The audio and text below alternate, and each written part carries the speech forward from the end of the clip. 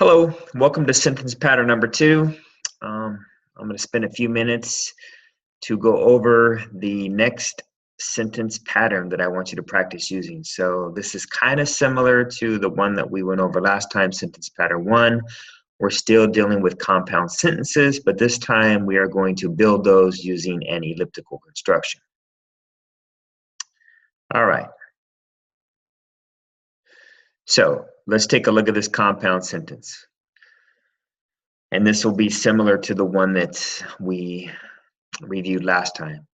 Bill played a musical number by Bach, semicolon. Joan played one by Mozart. Okay, so notice the clauses are very similar, so that's why we're using a semicolon, right? We have Bill is the subject on the left-hand side, and the verb played. On the right-hand side, we had Joan played. So very similar. Similar topics as well. So similar both grammatically and thematically. All right. So again, there's the two verbs underlined. So that kind of shows that both of those clauses are definitely similar. With this second pattern, though, we're going to do something a little differently. So let's pull up that sentence that we just looked at, but there'll be a slight change this time. So in this pattern, we want to eliminate a repeated verb. So rather than using both verbs, right, the same verb that you have on the left-hand side, so in that first sentence, if you're going to repeat the same verb on the right, you can actually get rid of it and replace it with the comma. And it'll look something like this. So we have Jim played a musical number by Chopin, Joan won by Mozart. So it's essentially the same sentence, but you'll notice we've replaced the verb played with the comma on the right-hand side. So rather than Joan played, we just have simply Joan, comma, and that comma is in lieu of the verb. So it kind of sounds different, right? It sounds a little more sophisticated.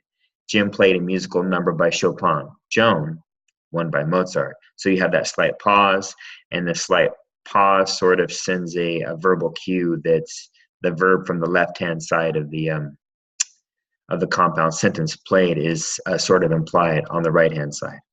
And that's basically the pattern, right? So again, we replaced that verb on the left-hand side played, and instead of repeating it on the right-hand side, we have instead introduced a comma. So in this pattern, a comma can replace the verb as long as the verbs are the same form. So that's key here, right? Played is a singular verb for both sentences, so it's okay to use the pattern. It's okay to eliminate that verb in the second clause there. All right. When doesn't it work? Well, there are certain times when this construction will not work and it'll sound funny. Let me give you an example here. So it definitely won't work when the verbs are not the same. As in this example, we like classical music, George punk rock. You may be wondering, well, what's wrong with that? But if we look a little closely, it's not correct because we have a plural subject, we, so we have to have the plural verb form, and in this case it would be like. And on the other side, on the right-hand side, the second sentence there, we have George, which is a singular subject, so the verb must be singular, then it would be likes. So as you can see, like and likes do not match. So no good there. We can't mix a singular verb with a plural verb, at least in this pattern. Of course, you can do it on your own, right, if you wanted to keep the semicolon there. But if you want to incorporate this new sentence pattern, this one with the elliptical construction, you have to have the verbs the same. So here's a correct form. So we can change it something like this. So now instead of we have he. He likes classical music. She, punk rock. He likes classical music. She likes punk rock. The verbs work. They match up. So rather than have that verb likes on the right-hand side of the semicolon in that second sentence, we can just replace it with a comma. And there you have an elliptical construction. So when you're building these sentences, you can omit more than just the verb, but you don't want to compromise the meaning of the sentence. So it kind of depends on the sentence you're writing.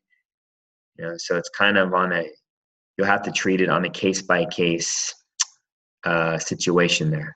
So that's about it for this pattern. So have fun with it. You have an assignment where you'll be writing sentences, and then we'll take a look at those. And later in this unit, you will be working on your definition argumentative essay. So I will hope to see the 2 sentence patterns that we've worked on so far. So have fun, and until next time, I will see you later.